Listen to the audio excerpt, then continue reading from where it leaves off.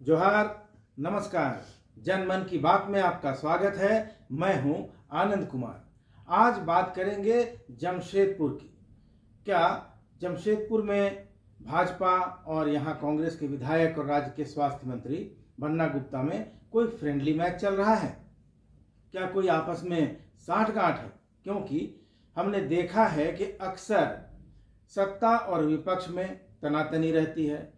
हमेशा विपक्ष सत्ता पक्ष के खामियों को, उसकी गलतियों को उजागर करने में लगा रहता है, लेकिन जमशेदपुर में ऐसा नहीं होता है। जमशेदपुर में बन्ना गुप्ता के खिलाफ महानगर भाजपा को आपने एक भी कार्यक्रम करते, एक भी आंदोलन करते नहीं देखा होगा। आंदोलन और कार्यक्रमों की बात तो छोड़ दीजिए, किसी नेता का एक बयान तक नहीं आता।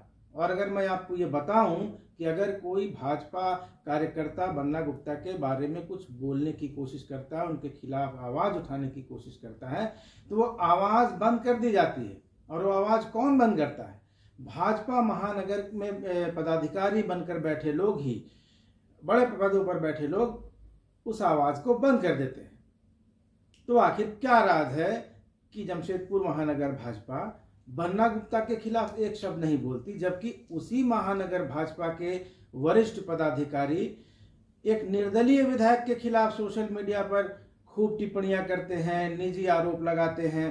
तो क्या यह मान लिया जाए कि जमशेदपुर महानगर भाजपा के लिए विपक्ष का मतलब सिर्फ एक विधायक है और वो भी निर्दलीय? क्योंकि जमशेदपुर महानगर भाजपा का जो क्षेत्राधिकार है उसमें 4 विधायक आते हैं। हालांकि भाजपा के पास तो पूरे कोल्हान में एक भी विधायक नहीं है, क्योंकि पूरी 14 सीटों पर भाजपा पिछले चुनाव में अपना खाता भी नहीं खोल पाई थी। यहाँ तक कि मुख्यमंत्री सरयू राय से अपना सीट गंवा बैठे थे और उसके बाद पूरे कोल्हान में भाजपा का खाता साफ है। लेकिन हम बात कर रहे हैं जमशेदपुर महानगर की, तो इस महानगर क्षेत्र में 4 विधानसभा सीटें आती हैं, जिसमें जमशेदपुर पूर्वी, जो पहले रघुवर दास का निर्वाचन क्षेत्र था 5 बार, अभी वहाँ सरयू राय विधायक है।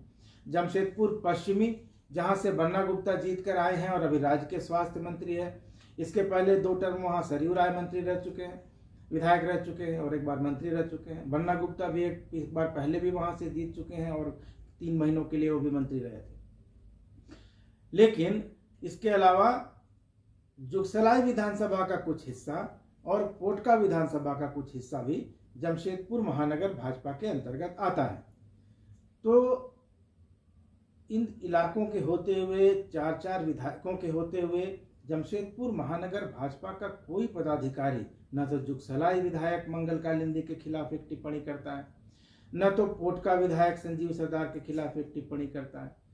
बन्ना गुप्ता की तो बात ही छोड़ दीजिए, उनके साथ तो सीएम जो रह चुके रघुवर दास जी भी गलबहियां करते हुए तस्वीर खिंचाते हैं, बड़े मुदित होते हैं।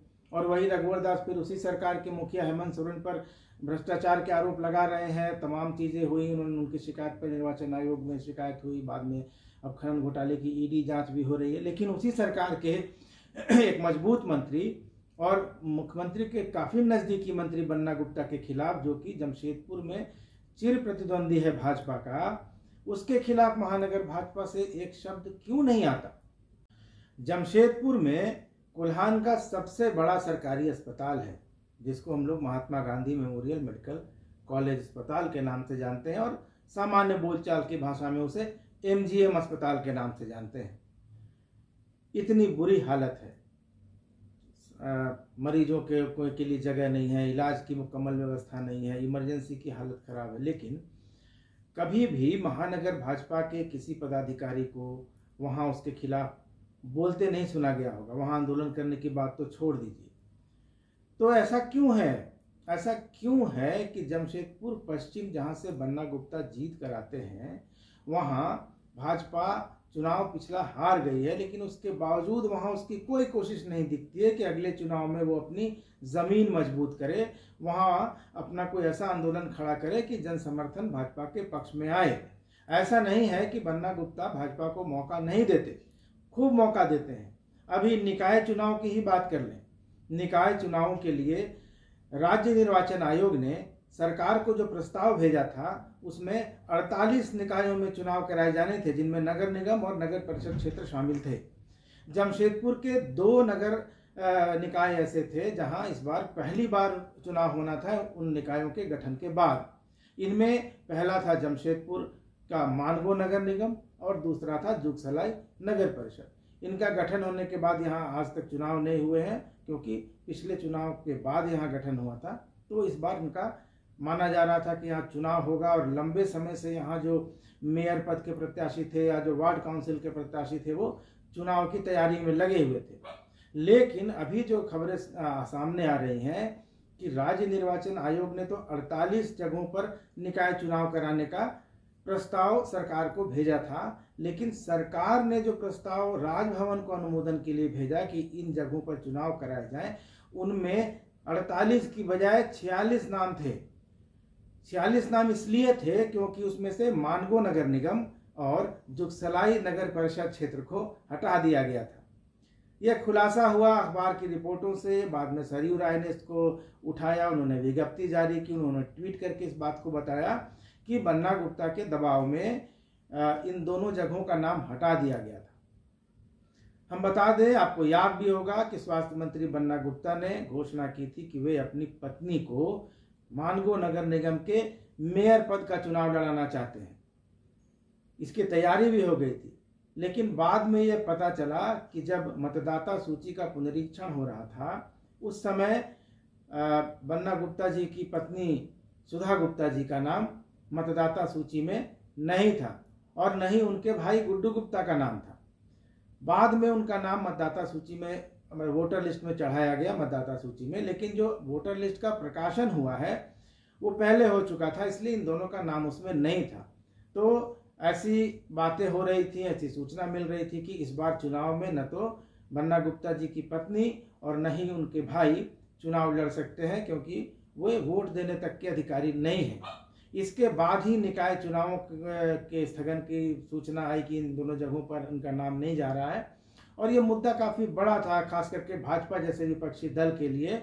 लेकिन इस मुद्दे पर भाजपा पूरी तरह शांत थी। इस मुद्दे को किसी ने उठाना जरूरी नहीं समझा।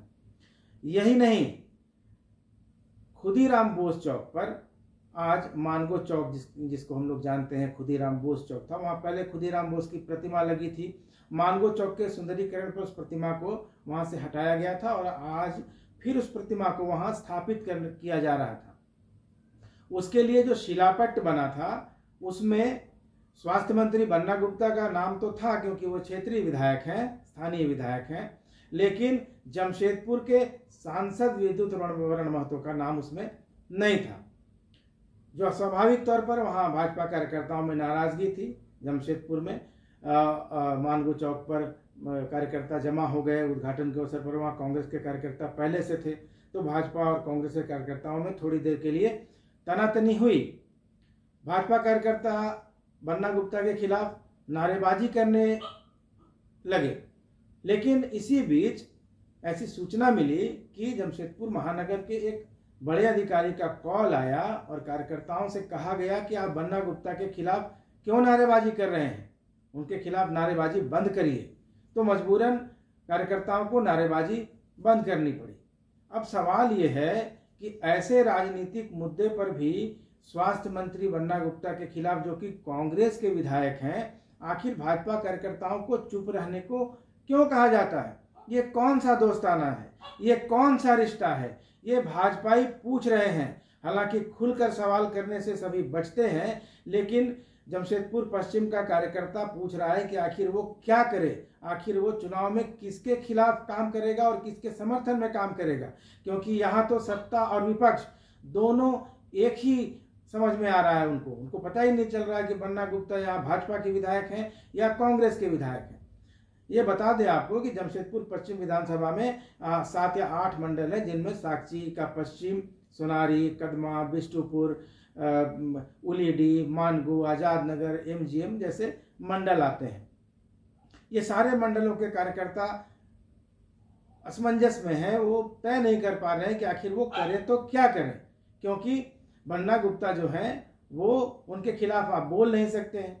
ऐसी कौन सी गुट्टी उन्होंने पिला दी है भाजपा महानगर के बड़े लोगों को? ऐसा कौन सा ऐसा है कि सिर्फ भाजपा महानगर सिर्फ एक निर्दलीय विधायक का विरोध करती है? न तो वो मंगल कालिंदी का करती है, न वो संजीव सरदार का करती है, बन्ना गुप्ता के साथ गलवहियाँ करती है।